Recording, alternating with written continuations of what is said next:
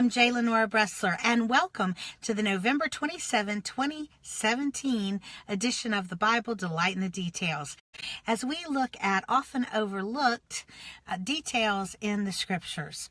We are in a multi-session series right now looking at the book of Leviticus. Now, Leviticus is one of those books that a lot of people get mired down in, particularly when you're trying to read the Bible through in a year or something like that, because it feels like a lot of arcane details, and then they don't seem to many people very relevant to our modern Christian lives. But I hope that through this series you've been seeing that actually it's very relevant when you realize that everything in the Old Testament is a precursor. It is a shadow of things to come. And of course, the main thing to come is, in that respect, was Jesus, his first coming, and his salvation of us on the cross. So when I say everything, I mean pretty much everything in the Old Testament, one way or another, is preparing our hearts, and in that day, the Jewish heart, for the arrival of the Messiah. Now, a little recap of Leviticus. We spent a lot of time on Leviticus chapters 1 through 5, looking at the 5 offerings, all of which pointed to the life and work and ministry of Jesus Christ, and talking also about how our relationship with our fellow man is very key to our relationship with God as well. Then we moved on into chapter 8, and we've spent a lot of time talking about the ordination of Aaron, and the breastplate of judgment, and all of the accoutrements of worship.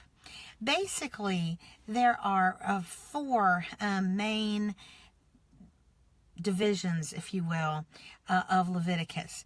The first is about the offerings. And this is important because when you're dealing with God, you have to understand that first and foremost, there has to be a sacrifice. You just don't get anywhere with God without understanding that and understanding who is the ultimate sacrifice. Then we move into a whole section about the priests. And here again, it's important that even today, we believers understand that we need a high priest. We need someone who can mediate between sinful man, even forgiven, yet still sinning men and women, and an awesome and holy and completely righteous God. We need that high priest. And of course, we're told in the New Testament that Christ is our high priest. And then we move into another section, a lengthy section that talks about holy living. It starts out with this clean and unclean primarily eating, but it's also clean and unclean behavior. And the idea here is that as we mature into our faith, God, through the Holy Spirit, is going to give us discernment to see what is clean and unclean. And then or what is righteous, what is good. The Holy Spirit gives you that discernment, and it grows as you spiritually develop. You can see it more attunely and more accurately.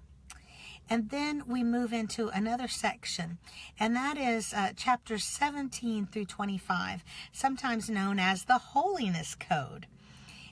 The idea here was that God was setting up some ordinances for how the ancient Jews were to live.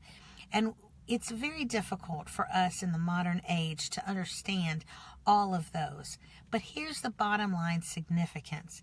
The bottom line was God was setting it up so that his people, this nation of Israel, would be deliberately different. The Bible calls them a peculiar people, meaning that they are designed to be, they are supposed to be different. And God placed the Jewish nation right at the crossroads of the ancient world. A lot of people don't realize this, but there is a plain known as Megiddo in Israel. Those of us that read Revelation, we're more familiar with the term Armageddon, and that is the plain of Megiddo. It is said that that area in the world has probably got more blood that has been spilt on it than anywhere else on the face of the earth. Why is that? Because the nation of Israel, I should say the territory where the nation of Israel has been historically located, has always been the crossroads of the world. If you wanted, I tell you, if God just wanted his people to have a nice, easy life, nobody would bother them, but also they would not have much influence, he should have put them somewhere else on the globe. But he instead put them right smack dab at the center of everything. Why did he do that? Knowing that it would breed problems for them, that there would always be jealous eyes looking at their land, looking at the trade routes that they commanded, looking at the strategic and military advantages of that particular, although very small area of the world, very importantly located. Why was it? Because it was never about keeping his people safe in their comfort zones and comfortable. It was about impact. It was about placing them so they could have the biggest impact on the world, so that the most people it could see them and say, you're different. You do things differently. And it would prompt questions. And you know, it's the same thing today with us as Christians. Why is it that God doesn't just take us on to glory the second he saves us, the second we express faith in him?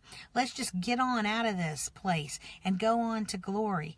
No, because that is not the point. We will get to glory, but right now, God's plan is that we are to remain in the world and make as big an impact on that world as possible, and be different acting. And my question to you and to myself today is, are we different? When people look at us, when they interact with us, do they say there's something different about that person? There's something different about their perspective, about the way they express themselves, about the way that their attitude about things. Are we different enough that it prompts questions that then would lead us into talking about the difference that God has made in our lives and our attitudes and our perspectives? We are to be just like the ancient Israelites at the crossroads of the world, making the biggest impact possible. I'm J. Lenora Bressler. Visit me tomorrow on the next edition of The Bible, Delight in the Details. Have a great day.